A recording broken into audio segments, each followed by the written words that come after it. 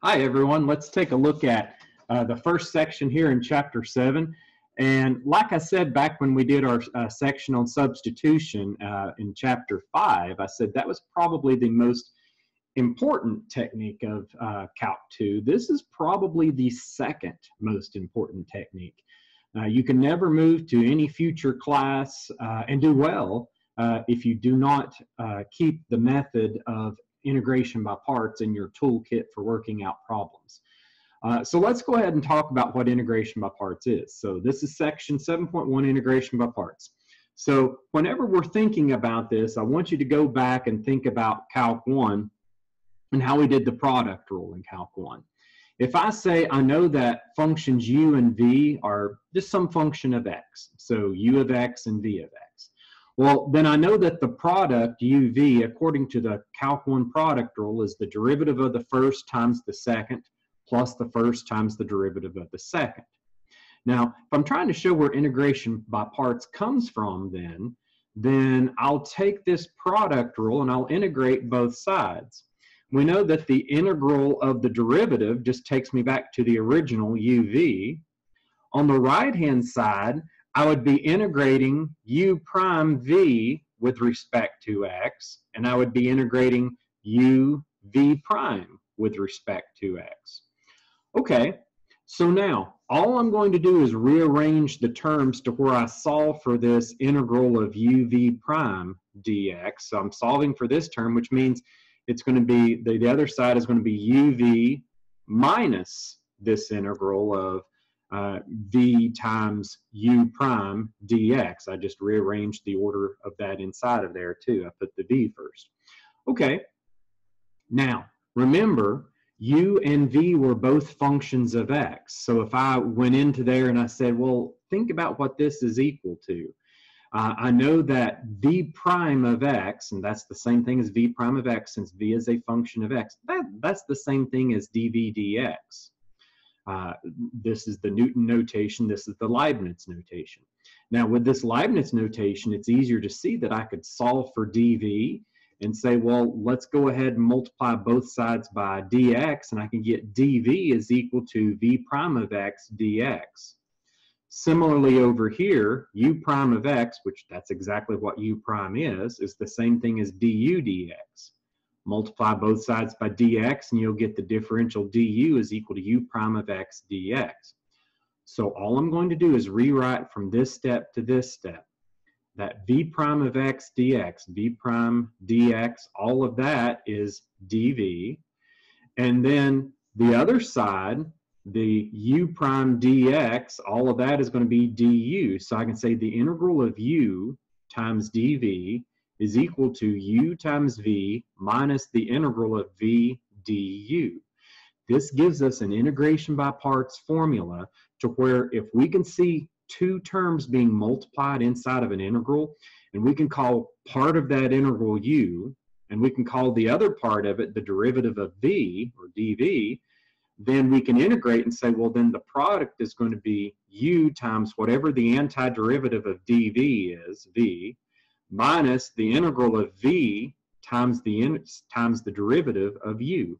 And at first you might not think that this helps, but oh my goodness, does it ever help for a lot of problems. And we'll talk about the specific types of problems that it's really beneficial in. Most notably, you can already tell it's going to be beneficial when we have a product in there.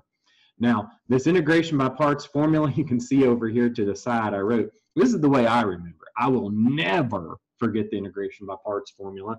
I know it's the integral of u dv is equal to u times v minus the integral of v du without even looking. The reason I know that is because of the old, and hopefully you're not too young to even know what I'm talking about, but the old cartoon Scooby-Doo. Scooby-Doo would always go, Scooby-Doo! Well, I'm thinking of this as ooh-vee-doo.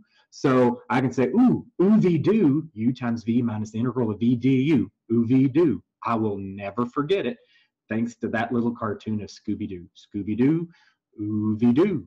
So now, if you're not totally losing confidence in my mathematical ability after that, hopefully not, let's go on and talk about some problems in this section. Here's another little mnemonic device that I think is going to help out. In addition to the Scooby-Doo and Ooby-Doo, this one's probably even, well, definitely more helpful.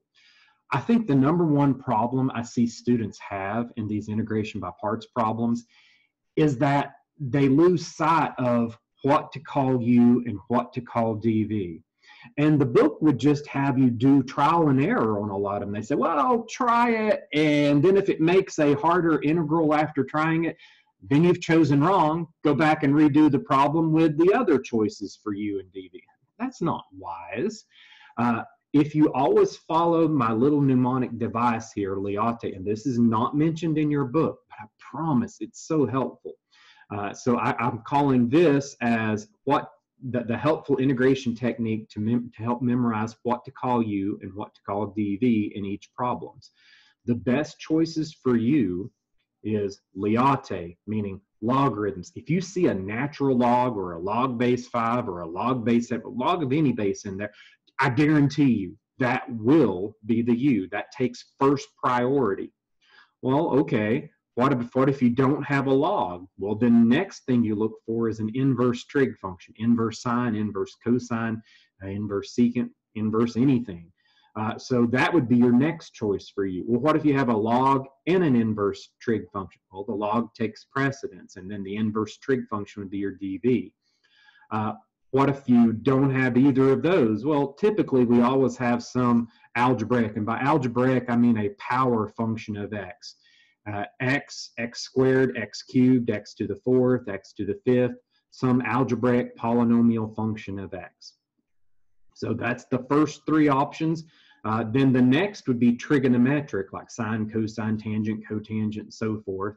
And the very last thing I would let U equal is an exponential function, e to the x, 2 to the x, 5 to the x. So if I have a trigonometric and an exponential, I'll let U equal the trigonometric function most times, and then dV would be the exponential function. What if I have an algebraic and a trigonometric? No question, U is going to equal the algebraic, like U would equal x squared, and dV would be the cosine of x dx in the problem. So please, please keep this word in mind as you're making your choices for U and dV in the problems. Let's go ahead and look at a problem. So here, very quick problem, I have an algebraic and an exponential function in there in this integral product. I have the integral of x times e to the x integrated with respect to the x. So I can say, well, U is going to equal the algebraic, so the algebraic function here is the x. I'll let U equal x. Well, then dV is everything else. Well, then it's e to the x dx.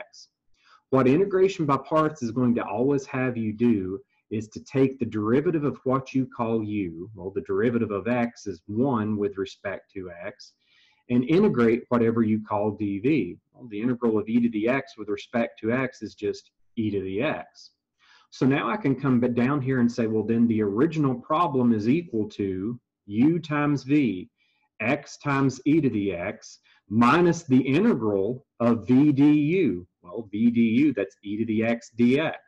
And then after one use of integration by parts, I'm left with an integral that I can easily integrate. The integral of e to the x is e to the x. So I get my answer of x e to the x minus e to the x plus your constant of integration. So now you're thinking, well, hey, that was pretty straightforward and pretty easy. I agree. Let's look at another problem here. In this one, if I have the integral of x times the sine of x, so I have an algebraic and a trigonometric function. I'll let U equal the algebraic function. U is going to equal x. So then everything else, once I assign U, has to become dV. dV is the sine of x dx. So now I can say, well, all right, if U is x, then the derivative of U is 1 with respect to x. The integral of the sine of x is the negative of the cosine of x. And then I can say, well, all right, I could go in and say the integral of x sine x with respect to x, it's going to be U times V. So x times the negative cosine x minus the integral of v du. Well, the integral of v du is just going to be the integral of negative cosine x dx. Of course, you could have went ahead and just brought that negative out and called that, well, why not just call it plus the integral of the cosine of x? So I could have skipped this step right here. And then I know that the integral of the cosine of x is the sine of x, and I'm led to my final answer. Now, there is a quick technique that works whenever we have an algebraic function involved. Since algebraic functions have derivatives that go away really quickly, here in the red, I've done another technique. This is the shorthand table technique to integration by parts. You put your algebraic function on the left-hand side and just keep on taking the derivative until it would become a constant. So you say, well, my left-hand side algebra term, it's x. Then the next term would be derivative of x, which is 1. The next term would be 0, so you don't even need to bother to put it. Now, in the other column, put what you had to call dv in the problem. Well, the dv in this problem was the sine of x. Keep on integrating that column. Well, the integral of the sine of x is the negative cosine of x. The integral of negative cosine would be the negative sine of x. Now, since my integration by parts formula, the very first term in it is u times v, well, this is your u. This is not your v. That is dv. So you ignore the dv, just like we ignored the dv term up here in our formula. You just say u times v. Well, then my very first term is going to be x times the negative cosine x. Gives me that term right here. Now, because my integration by parts formula says u times v minus the integral of v du, it's going to alternate the sign of every term thereafter. So I have to say, well, then the next term is going to be the opposite sign. It's going to be minus. Well, notice x times negative cosine x gives me my first term. My next term is going to be 1 times a negative sine x times a negative 1 plus sine x, and then you can say plus your constant of integration. This is just a little shorthand notation that works whenever one of the functions is algebraic and the other function is going to be trigonometric or exponential. I don't think it's going to work. Well, I know it's not going to work in any other scenario, or at least not be helpful. But anytime you have a algebraic and a trigonometric, or an algebraic and an exponential, that might be a technique that you want to do to make your problem a little more quick. I'll show you that again in this next problem here. I think the table method is more helpful in this one. It didn't really save a lot because in number 2, because number 2 is already a quick problem. Number 3, anytime you have an algebraic function times an exponential function, if you do the full-fledged integration by parts technique, you're going to have to do it as many times as whatever the degree of the exponent is. So before I even go into this problem, I know I'm going to have to use integration by parts twice. Well, what if it was an x to the 5th e to the x? Gosh, I'd have to use integration by parts 5 times before I finally got to an answer. That would be time consuming. Fortunately, this one's not too bad. I take my u, set it equal to the algebraic function. I take its derivative. I get 2x with respect to x. The dv is the exponential function, and the dx, its integral is still e to the x. So now the first step, I say, well, then my original problem is equal to u times v, x squared e to the x, minus the integral of v du, which becomes e to the x times 2x dx. I went ahead and factored the 2 out here and said, well, that's still leaving me the integral of x dx. I'm better off than what I started with, because now I have a linear function times an exponential as opposed to a quadratic times an exponential. I have to do integration by parts again on this new integral. Set u equal to the algebraic function. Its derivative is just 1 with respect to x. We know that the integral of e to the x dx is still e to the x. So now we can say, well, all right, let's think about what this answer is. The original problem is equal to the original u times v that I had, minus 2 times the group. And everything in this group is the integral for this part, which we already know is u times v, x e to the x, minus the integral of v du.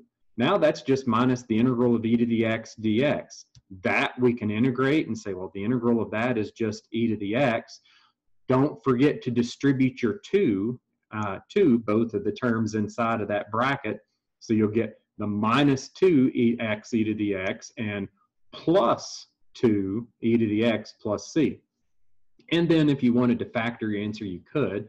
All of these have an e to the x in there, so I could factor that e to the x out and then have times the parabola x squared minus 2x plus 2 plus your constant of integration. Now that's a cool way to get to your answer. If you said, well, all right, that's the cool way, what about the quick way? Table way, that's what I tried to show you here. So table way, you take your algebraic function on the left-hand side and then start taking its derivative until the derivative would become 0. The other side is the integral. Well, e to the x, it always has an integral of e to the x. Even though it doesn't matter because all of the integrals are the same, technically you ignore that first one because that's dv. This is my very first v term, so you'd say, well, this is your u times v. X squared e to the x, boom, that term right there. Your next term, well, it's the derivative of this times the negative of this term minus 2x e to the x. Second term, nice. Third term, plus 2 e to the x plus your constant of integration. Aww. Now notice, like I said, your book doesn't even mention that method, but it's a really quick and easy method when you have an algebraic times an exponential or an algebraic times a trigonometric function. I have two other tabular integration problems that I'm wanting to look at with you before I go on to some others. So again, remember, when is tabular integration helpful? When you have an algebraic times an exponential function. Okay, so this problem, if you did this one out by normal methods, it would take all of this page and probably at least another page for me to show the work for it. It would require the technique of integration by parts 5 times. So I just say, oh, okay, this is ideal for tabular integration. I'll take the algebraic term x to the 5th, take the derivative down until it would become 0. I've done that. I integrate the other side. The integral of any exponential function to a power is that exponential function divided by the derivative of its exponent. So you'll see I had to keep on multiplying by 1/4 as I kept on integrating each term there. Okay, now these are just derivatives. These are just my integrals. So now I can say, okay, my very first answer should be u times v. Well, this was dv, so v is the first integral here. I get x squared times a 1/4 e to the 4x. That would be my very first term in my answer.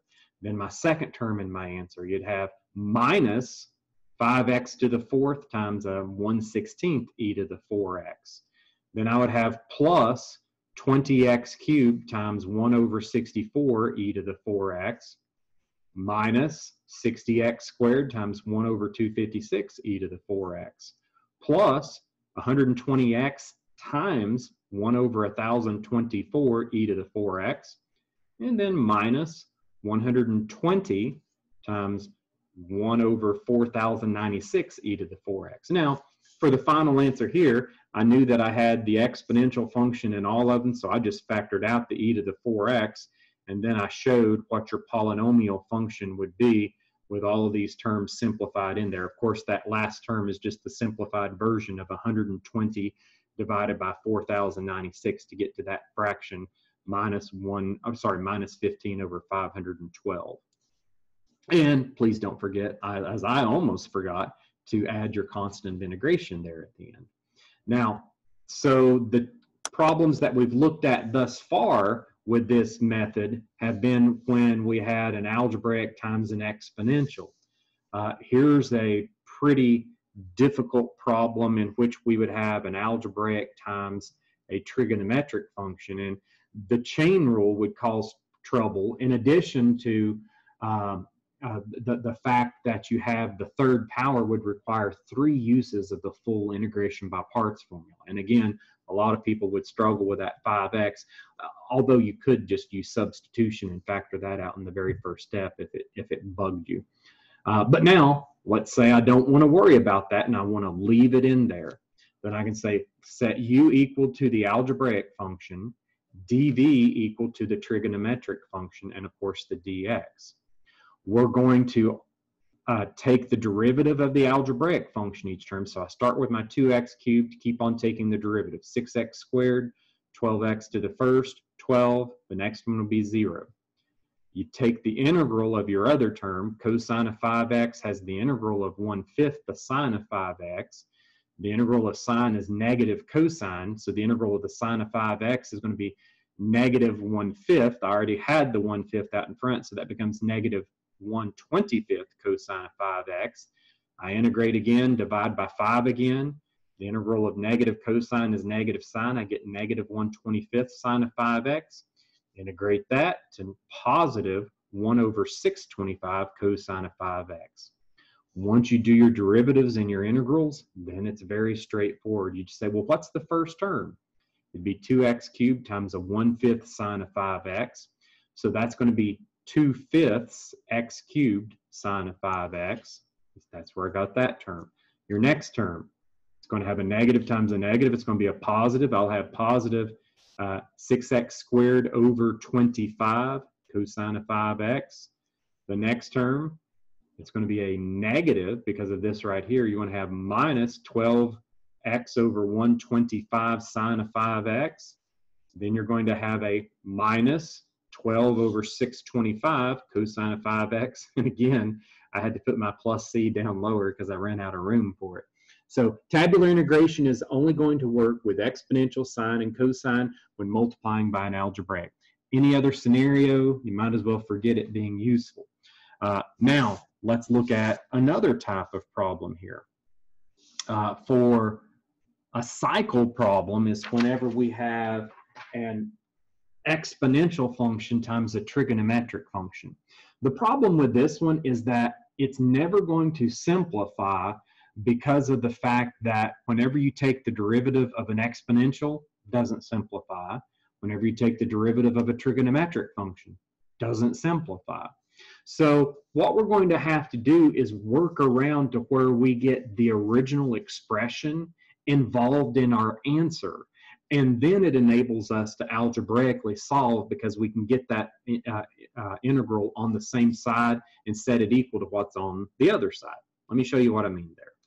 So in this problem, exponential trigonometric, I set u equal to the trigonometric. Again, I'm thinking Liate, t comes before e.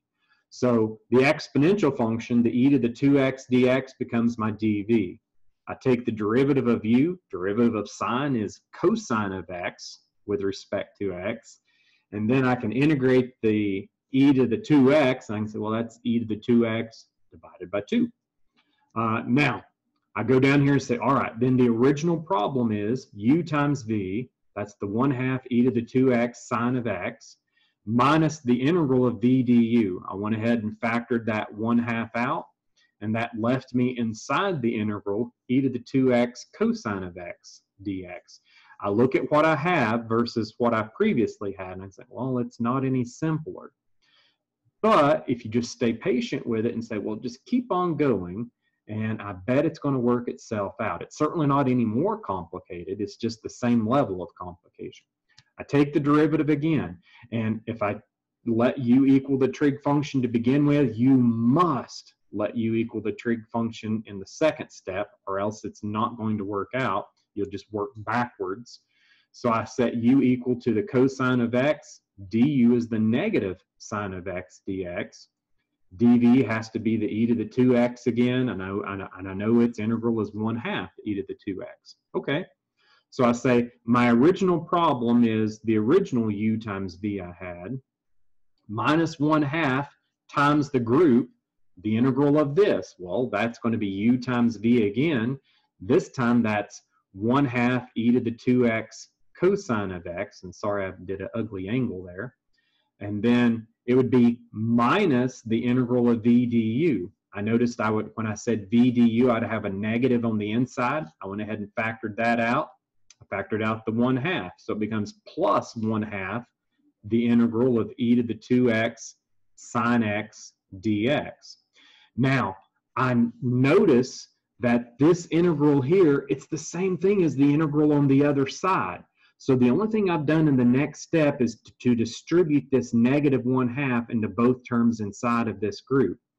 It gave me a minus 1/4 e to the 2x cosine x, and it gave me a minus 1/4 the integral of e to the 2x sine x dx. From this step to the next, all I've done is I've got that integral on the same side so I could solve for it. Please keep in mind, the understood coefficient of the integral on the left-hand side right now is 1. 1 is the same thing as 4 over 4. So if I wanted to move this integral over to the left-hand side with the other integral, I would have to add 1/4 the integral on both sides. I already had 4/4 the integral on the left. 4/4 plus 1/4 gives me 5/4 that integral on the left-hand side. Now that I've added that 1/4 the integral on both sides, it's gone on the right-hand side.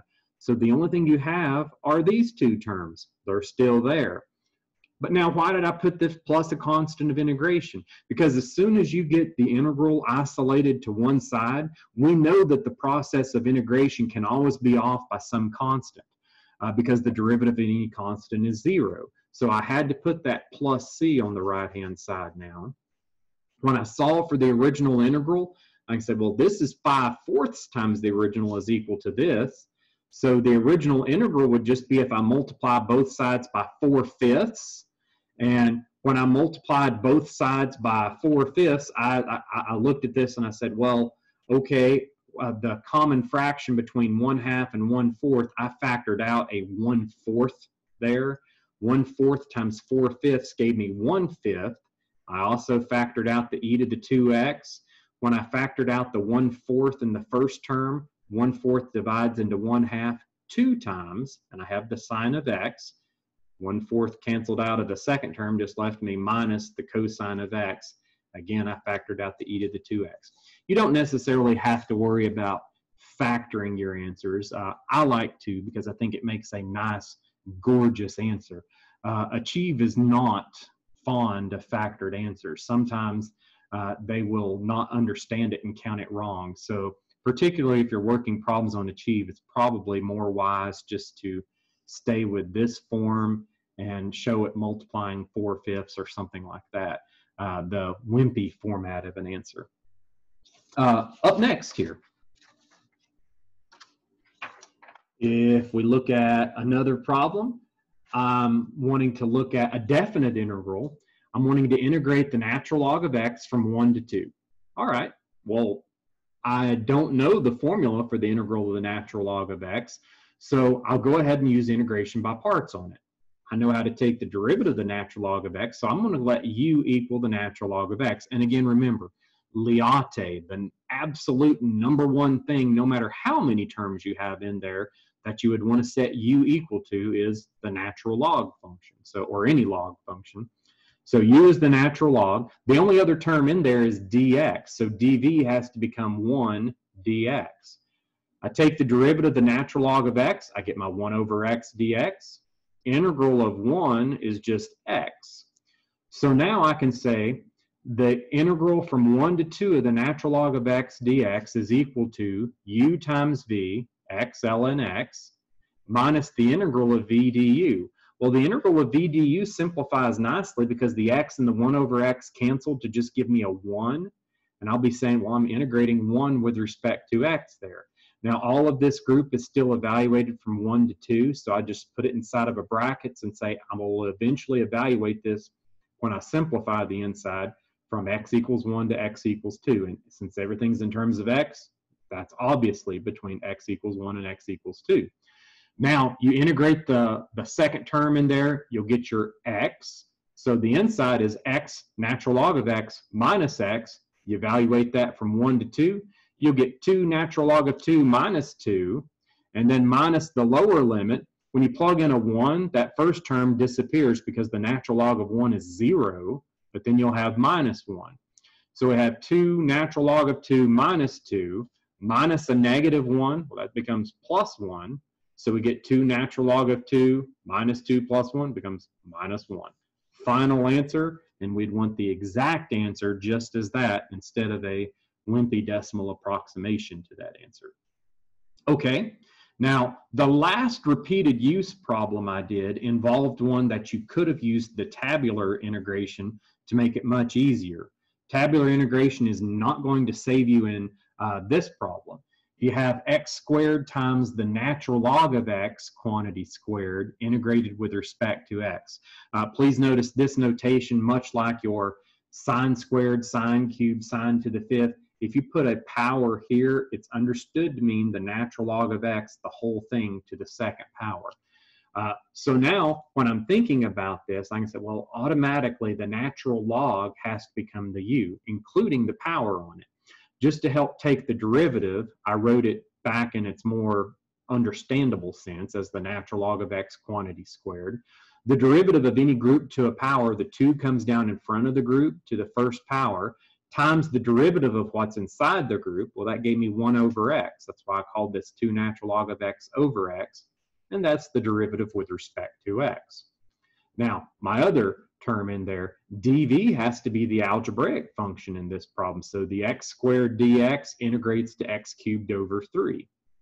So now, whenever I try to simplify this, I'll get the original integral is equal to u times v. Well, that's my 1/3 x cubed natural log of x quantity squared minus the integral of v du. Well, I saw I was going to have a coefficient of 2/3 there, so I went ahead and factored the 2/3 out. But then what I can't factor out is any terms of x. I'll have division of x, multiplication of x cubed, that's where the x squared came from, and then I'll have natural log of x to the first. So I still have quite a difficult problem in here that I'm going to have to integrate with respect to x, but I know it's better than the original problem. So integration by parts has helped. It's just not helped enough to use a simple integration technique in this step. So I use integration by parts again. I set u equal to the natural log of x to the first power this time. Of course, the derivative is 1 over x. Again, dv is your algebraic x squared dx function. Its integral is once again x cubed over 3. So then I can say the original problem is the part I've already integrated, that's already out, and then minus 2/3 times the integral of what I get from this use of integration by parts, which is going to be your u times v, that's the 1/3 x cubed natural log of x, minus the integral of v du. So you say, okay, minus the integral of v du, that's going to be minus 1/3 gets factored out, and I'll have the integral x cubed times 1 over x gives me x squared left in there. And then I can say this is fantastic because now I'm left with a simple integral. That's just power rule. So integration by parts did its job. It took a difficult integral, made it a less difficult integral, and then you used it again, made it a very simple integral. The integral of x squared is, of course, x cubed over 3. That's what I've done in this step. Please also remember to distribute your negative 2/3 times both of those terms. So my first term I've already had done since the very first integration by parts. The second term comes from this right here. You have minus 2 over 9 x cubed natural log of x. Then you have negative 2/3 times a negative 1/3. That's going to be plus 2 over 9. And then the integral of x squared gives me x cubed over 3. Plus your constant integration. That last term, whenever you multiply this out, you'll get plus 2 over 27. And then I went ahead and factored out that 1 over 27 along with the factor of x cubed out in front to make a really nice factored answer. Again, you don't have to worry about factoring your answer. You could have left it in this format with this last term being plus 2 over 27 x cubed plus c, and that would have been fine as well. Now, what we've been missing thus far in the notes for this section is I haven't done any inverse trig functions. Let's remedy that. Woo! Gorgeous stuff.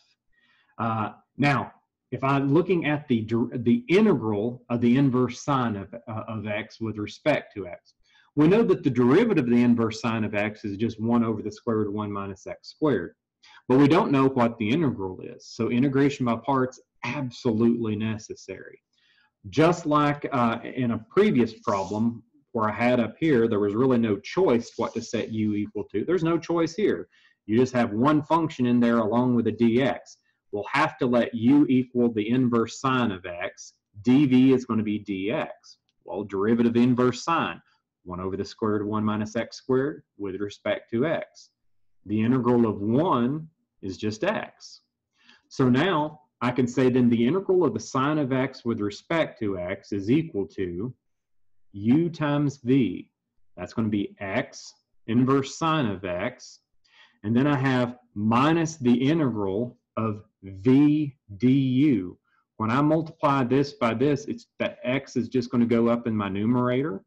And then I can say minus the integral of x over the square root of 1 minus x squared dx. Now, at this point, as soon as you get that fraction in there, you should be thinking, this most likely is no longer an integration by parts problem.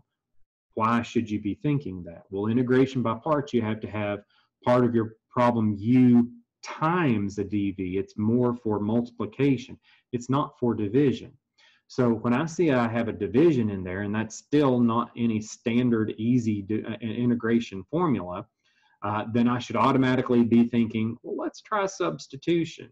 And you should try substitution with another letter other than u. U is already used in your integration by parts. I typically choose T or W or just some other letter. T is a good choice. So I'm going to let T equal the term inside the group to a power, the 1 minus x squared. If that's the case, then dt is going to equal negative 2x dx.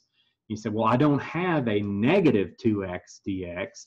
I would need to multiply the numerator by a negative 2, which means I need to divide the outside by a negative 2. That's what I've done from here to here. That's why this negative changed to a positive, because I multiplied the outside by a negative 1/2. Makes it positive 1/2. Now, all of that numerator just becomes dt, and my denominator is the square root of t. I'm thinking of that as now just a power function. It's t to the negative 1/2 power. When you integrate t to the negative 1/2 power, you're going to get t to the positive 1/2 divided by 1/2, which is multiplying by 2. That's where this right here comes from. So I integrate that last function. I get 2t to the 1/2 plus the constant of integration, of course. That 2 and that 1/2, you have to cancel those. And then you can just get your x inverse sine of x plus t to the 1/2 is your square root of 1 minus x squared plus c. Now, as something I've learned using Achieve, it's probably wise that you leave that the group, instead of calling it the square root of 1 minus x squared, it's probably more likely to satisfy their correct answer that they're looking for if you leave that the group 1 minus x squared to the 1/2 power, as opposed to putting it back inside of a square root. Myself, I like the square root better. They'll like the fractional exponent better there. Then you can always check these answers by taking the derivative. I promise you, if you take the derivative of that expression correctly, it'll lead you back to the inverse sine of x. Gorgeous stuff. Okay. Now, some problems are going to use a combination of techniques, just like the last one. When I integrated the inverse sine function, I had to use integration by parts, and then I had to use substitution. Again, in this one, I'm going to have to use a combination of techniques. I'm going to use integration by parts first, then substitution. So how should I know that it's likely integration by parts in the beginning of the problem? Because it's a product. So I can say, I know I have an algebraic function times an inverse trig function. I comes before A in Lyautey, so I know I'm going to let the inverse trig function equal u. Then the algebraic function x and the dx become dv. I integrate x to get to 1/2 x squared. I take the derivative of the inverse tangent of x squared. And you need to take the derivative carefully here. Remember your chain rule. Derivative of the inverse tangent says 1 over 1 plus whatever's inside squared. Then the chain rule says then you need to multiply by the derivative of what's on the inside. This is all with respect to x. So you said, well, then this function is going to simplify to be 2x over 1 plus x to the 4th dx for my derivative of u. So I can say, okay, I've done my setup for my integration of parts problem. The original integral is going to equal u times v. That's my 1/2 x squared inverse tangent of x squared. I always try to keep the same order as whatever's in the original problem. Since they put the algebraic before the trigonometric, the inverse trigonometric, I keep it that way in my answer. So instead of saying u times v and putting the inverse tangent and then this, I keep that order and say, well, order of multiplication doesn't matter. Might as well be consistent with the original order, 1/2 x squared inverse tangent of x squared. You're going to say minus the integral of v du. So minus the integral of v du, this factor of 2 and this factor of 1/2 would cancel. But then I'm going to have x squared times x for x cubed in the numerator, and my denominator is 1 plus x to the 4th. Then as soon as you get that fraction in there, you can say, let's let t be the denominator of that fraction. I know that the derivative of that denominator would be 4x cubed with respect to x. So I would need to multiply my numerator by 4, which means I need to divide by 4 on the outside. That's what I've done from this step to this step. The 4x cubed dx would all become dt in the next step. And my denominator, I know, is just t. So now we know how to integrate 1 over t with respect to t. That's just the natural log of the absolute value of t. Gorgeous. So now I can go into the problem and say, I already had this part of my answer, my original u times v.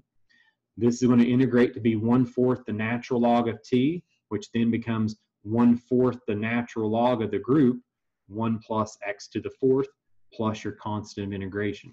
We ended up not needing the absolute value here because this 1 plus x to the 4th, it's guaranteed to be positive anyway. So the absolute value, just unnecessary. I chose not to put it. It'd be okay if you did, but it's better not to. If I want to look at another definite integral problem to make sure you're comfortable with those and the notation therein, whenever you're doing the notation for a definite integral, you just need to remember to put brackets around whatever you're evaluating and show that you're eventually going to evaluate it at the limits of integration. It would be silly to put a temporary evaluator here and here when you can just do it on the entire group. So this problem gave me the integral from 0 to pi over 2 of x cosine of 2x with respect to x. I know that a comes before t in Liotte, so I set u equal to the algebraic function. Then my trigonometric function becomes my dv. I know I have to integrate that. The integral of cosine is sine. I get the sine of 2x divided by 2, or times 1/2. Differentiate x, and derivative of x with respect to x is just 1 dx. So now my integration by parts formula would say u times v, that's my 1/2 x sine of 2x, and then minus the integral of v du. I went ahead and factored the 1/2 out, and I just had the integral of 2x dx. That's easy to integrate now. I know that the integral of the sine is the negative of the cosine divided by 2 in this case. So I can say, I know that the integral of the inside function is going to be the negative of the cosine of 2x over 2. That's going to give me a positive 1/4 cosine of 2x for that last term. Now we're evaluating all this from 0 to pi over 2. When you plug in the pi over 2, the first term is going to give you a 0 because it's going to be the sine of pi. Sine of pi is 0. Your second term, it will give you the cosine of pi. That's negative 1. 1/4 times negative 1 minus 1/4 there. So the upper limit just gives me a negative 1/4. Always remember to subtract the lower limit here. When you're plugging in a 0, again, that first term is 0 because the sine of 0 is 0. The cosine of 0 is 1, so you're going to have plus 1/4 times 1. You have a plus 1/4 for your lower limit, but please be careful with that. It's upper limit minus the lower limit. You're going to have a negative 1/4 minus 1/4 takes you to negative 1/2. I could see a lot of people thinking the answer to that is 0 because they're thinking those cancel. They do not cancel in this case. Now that one was pretty straightforward as far as the integration by parts goes. Going back to one that's a little trickier and more beautiful. So this time I do, again, give you a definite integral, and I would definitely want an exact answer, no wussy answer that you could get just by plugging this expression into your calculator. Exact answers only. We need to evaluate from 2 over the root of 3 to 2 of z inverse secant of z integrated with respect to z. So as in all cases previously, anytime you have an algebraic and an inverse trig function, I comes before a in liate. So we know that u is equal to the inverse trig function. Derivative of inverse secant, that's one that you're supposed to have memorized. 1 over the absolute value of whatever's on the inside of it times the square root of whatever's on the inside squared minus 1. In this case, that's 1 over z, the square root of z squared minus 1. Why did I not put an absolute value? Hopefully you think it's easy to see. Why? Well, notice, is there any need to put an absolute value of z there? No, z is guaranteed to be positive. It would be silly to put an absolute value of z here when it's completely unnecessary. All z values in this problem are positive anyway. Okay, so now, my other part of the problem, you call it dv is z dz. Use the power rule to integrate that to z squared over 2, or 1/2 z squared. Now, the original problem then is equal to u times v. That's my 1/2 z squared in inverse secant of z. And then minus the integral of v du. When I multiply this by this, I can go ahead and factor out the 1/2. This z squared would go to the numerator, but it's being divided by this z. That's why I have z to the first up there, over the square root of your z squared minus 1, integrated with respect to z. Soon as you get the fraction, you think, I'm going to use substitution here. Yes. So now I can say, let t equal the group z squared minus 1 that's inside that square root in the denominator. We know the derivative would be 2z with respect to z.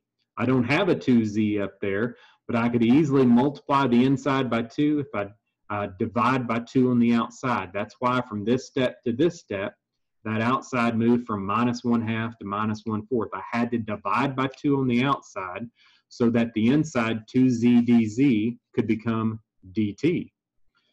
Now that that numerator has become dt, my denominator can just be written as the square root of t again. And then you can say this is like a problem we saw previously in the notes. That's the same thing as t to the negative 1/2 power. So when you integrate that, that's going to become t to the positive 1/2 power divided by 1/2, which means times 2. And then you can say, well, all right, that's why that negative 1/4 gets multiplied by 2 to become negative 1/2. And then instead of saying t to the 1/2, I went ahead and said, well, that's the same thing as the square root of t, where t is the group z squared minus 1. I knew I couldn't leave it in terms of t because my limits of integration were with respect to z. Now, in the last part of the problem, I had terms of t and z in there, so I had to put my limits specifying z to let the user know, hey, you've got to put everything back in terms of z before you evaluate this. I don't need that now because now everything in the expression is in terms of z, so obviously these limits are in terms of z. When you evaluate, you'll have 1/2 times 4, that's giving me 2, times the inverse secant of 2. That's just asking you, when is the cosine 1/2? You say, well, the cosine is 1/2 at pi over 3. So I've got the first one, and then you'd have minus 1/2 times the square root of 3. That's the same thing as minus the square root of 3 over 2. So upper limit, done. Now minus the lower limit, 2 over the root of 3. If I plug a 2 over the root of 3 into this, I'd get 4/3. 4/3 times 1/2 is going to give me 2/3 times the inverse secant of 2 over the root of 3. That's the same thing as the inverse cosine of the reciprocal, which would be the square root of 3 over 2. So you have to think, when is the cosine function the square root of 3 over 2? The cosine function is the square root of 3 over 2 at an angle of pi over 6. That's where that came from. So now I can say, all right, the second term, minus 1/2 times the square root of 2 over the root of 3 minus 1. So that 2 over the root of 3 squared, that'd be 4/3 minus 1. That's 4/3 minus 3/3. It'd be the square root of 1/3. The square root of 1/3 is the same thing as 1 over the root of 3. That's where that root of 3 came from in the denominator there. So I had 1/2 times 1 over the root of 3, 1 over 2 root of 3. I just simplified after that step. You didn't necessarily have to get as gorgeous of a final answer as I did here. You could have left it a little bit short of that, but I've simplified down to 5 pi over 9 minus 1 over the root of 3 for a really nice answer there. Up next here, if I wanted to look at one like the integral of x times the tangent x secant x dx, you might at first think that this is not an integration by parts because integration by parts usually has 2 terms in there. Well, this has 3 terms. What you just have to remember, though, is that you can always make it a 2-term product by just grouping 2. So in this case, I'm grouping both of those trig functions as 1 term, the secant times the tangent or the tangent times the secant. Now, anytime you have algebraic and trigonometric, you know u needs to equal the algebraic, so I do that. Then the trigonometric, and I purposely chose to rearrange the order there to make it more familiar. Now I'll say, well, that's the same thing as secant x tangent x dx. Now when I take the derivative of x, I just get 1 with respect to x, and then I can think, well, what's the integral of secant tangent? From Calc 1, I remember the derivative of secant is secant tangent, so the integral of secant tangent just takes me backwards to secant. And then I can say, well, all right, then the integral of x tangent x secant x, excuse me, is going to be x times the secant of x. I have that right there. And then minus the integral of secant x with respect to x. Now, at this point, I'll just have to say there's a formula number 13 in your book, and if you're just using the ebook, it's towards the end of the ebook. Formula number 13, the table of integrals in the back index in your book, is the integral formula for the inverse secant, sorry, not the inverse secant formula, the secant formula. The integral of the secant of x with respect to x is the natural log of secant x plus tangent x, and I should have put plus the constant of integration there. This is one of these formulas. It's going to show up so often. I'd rather you just memorize it. I have it memorized. I think just about everybody that's left a Calc 2 class has this memorized just because it pops up so frequently. Now, whenever we're trying to work out this problem, I could say, well, all right, then my integral formula for x tangent x secant x dx, it's my original u times v, which was x secant x, minus the integral I get for this, which according to formula number 13 is going to be minus the natural log of the absolute value of secant x plus tangent x plus c. Now, if you wanted to see where this formula comes from, all you would have to do, it's one of these where you pretty much have to know the answer in order to see the answer, how it is derived. It doesn't come through normal techniques of integration. You would have to take that integral of the secant of x and say, well, that's the same thing as the integral of the secant of x times the group secant plus tangent divided by the group secant plus tangent, and then doing a u substitution, letting u equal the group secant plus tangent. And it's going to simplify down to be the integral of 1 over u du. And then you get, oh, it's the natural log of u, where u is that secant plus tangent. So in order to do this, all I'm saying is you would have to set this inverse secant up and to say, well, sorry, I keep on calling it inverse secant, that secant function up, and to say it's the secant of x times secant x plus tangent x divided by secant x plus tangent x, and integrating all of that with respect to x. I promise you, at that point then, if you set u equal to the secant of x plus the tangent of x, then you can say, well, then du, the derivative of secant is secant tangent. And then you have, I ran out of room there, I'll say plus the derivative of tangent is secant squared. And all of this would be the derivative with respect to x. Please notice what that numerator is. Secant times secant is secant squared.